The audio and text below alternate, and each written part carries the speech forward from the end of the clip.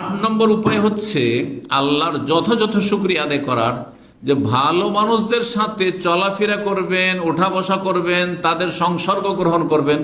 খারাপ যারা শুধু দুনিয়ার গালগল্প আর ফরজ অজেব থেকে গাফিল, এলেম শিখা থেকে গাফিল, ফরজ আমল করা থেকে গাফিল, নেকির কাজে গাফিল, উদাসীন, শুধু দুনিয়াদারি, ওদের সংসর্গ বর্জন করবেন।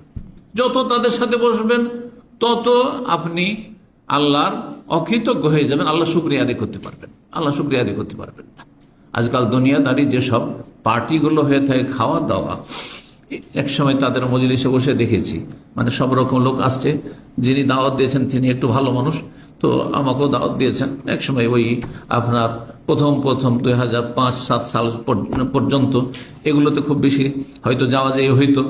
তো সুবহানাল্লাহ, গিয়ে দেখি সেখানে ডাক্তার সাহেবরা আছেন, ইঞ্জিনিয়ার সাহেবরা আছেন, আরামকর সাহেবরা আছেন, তো ওই UPM এর সাহেবরা আছেন, প্রফেসর সাহেবরা আছেন, তো বেশ কিছু পুঁজিপতিরা হাজির হয়েছেন।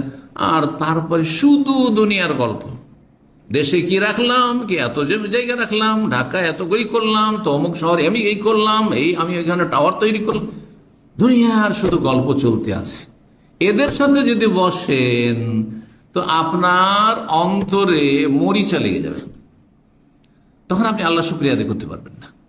তখন নিজেকে খুব তুচ্ছ মনে করবেন যে আমি এত গরিব থেকে গেলাম, 3টা পয়সা কোন রকম সংসার চালাইতে হিমশিম খাচ্ছি, আরে বাপরে বাপ, তাই না? কখন শুকরিয়া আদায় করতে পারবেন? এই জন্য এদের সাথে বসতে হবে না। কখন এটা ভাববেন না যে এইসব ধনীদের সাথে বসলে, তো ইনভেস্টারের সাথে বসলে, এইসব পয়সাওয়ালাদের সাথে বসলে, আর পুঁজিপতিদের সাথে বসলে, আর এই নেতাদের সাথে উঠা বসা করতে খাতে রাখতে পারলে, আর এসব যারা উচ্চশিক্ষিত, হ্যাঁ, প্রফেসর, ডাক্তার, ইঞ্জিনিয়ার, তাদের সাথে উঠতে বসতে পারলে, তাদের সাথে খাতে রাখতে পারলে আমি একটু বড় হয়ে যাবো, কখনো না। এই চিন্তার অন্তর থেকে বের করে দিতে হবে, মন মস্তিষ্ক থেকে বের করে দিতে হবে। এদের থেকে যত দুনিয়াদার থেকে দূরে থাকবেন তত বেশি আপনি আল্লাহ শুকরিয়া আদায় করতে পারবেন। রব্বুল আলামিন কোরআনে কারিমে ইরশাদ করেছেন, সূরা আরাফের আয়াত 205 আল্লাহ ইরশাদ করেছেন, ওয়াজকুর রব্বাকা ফি নাফসিকা, হে নবী মুহাম্মদ সাল্লাল্লাহু আলাইহি ওয়াসাল্লাম, তোমার রবকে তুমি মনে মনে স্মরণ করো, তোমার রবের জিকির আজকার করো, মনে মনে, অন্তর থেকেও আল্লাহকে সবসময় স্মরণ রাখা।